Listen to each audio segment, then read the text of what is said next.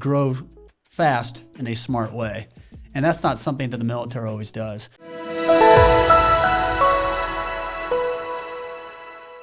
And I think in the military, we think that we got to lead everybody. And as a civilian, that's not true. And like I said, in the military, we don't want to fire anybody. We may give them Article 15, they may get court-martialed. There are things that happen when people screw up, but generally, we feel like as leaders, if our soldier breaks the law or gets disciplined, that we failed.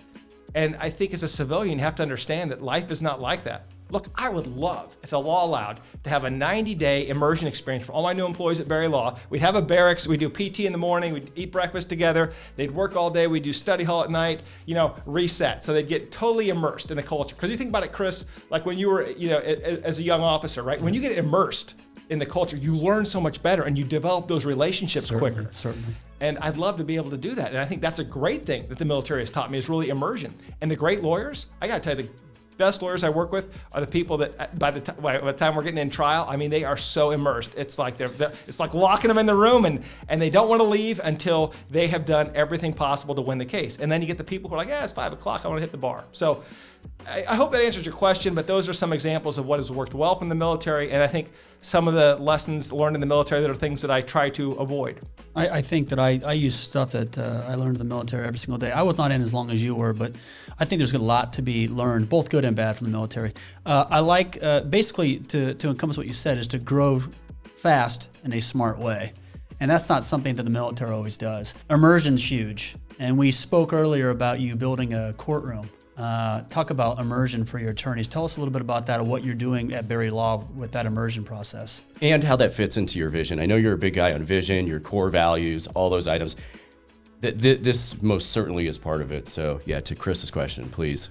Well, I think it starts when you start losing cases, right? And you start looking at, well, why am I losing, right? And I think for some of it was just, not being prepared. And you would say, well, wait a minute, I read my outline for my cross-examination 4 times. I, went through all the reports again. I built a trial binder. Why did I not win? And maybe, you didn't use a focus group. Maybe you didn't do the things that require feedback, right? I always believe that feedback is a gift. But if you build AARs, the after action review.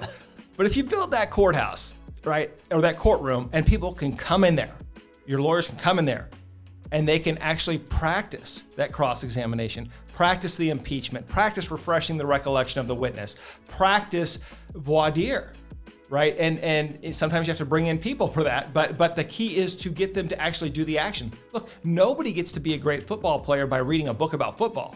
But if we get someone in on a football field and have them run some drills with a football, with other people around, and getting feedback, they can improve. And so in my mind, this is a way to elevate the game of our attorneys.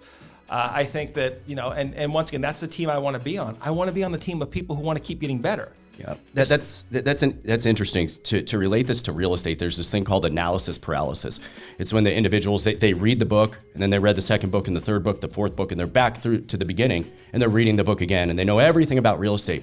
But not once have they set out on the field, not once have they put in an offer, not once have they stepped outside of their comfort zone. So I really love the courthouse idea, because what you're doing is giving them that real world, that real life example, so that they can feel the tension that's going on. They can feel the excitement. They can feel the pressure. And I think all too often people want to stay in their comfortable little bubble. And it's, what do they say about perfection's the enemy of good, or great? Yeah. I hate perfection. I hate perfectionists. I would love if everything was perfect, but that's impossible. That's why you don't see perfection, because it never occurs. And so many people are in the pursuit of that. But the more and more and more that you do these real world experiences, the closer and closer you are going to get to that. And you're going to get your head out of the books and actually realize that there's a lot more dynamic things in this world. So I just love that idea. I've never heard anything like that before.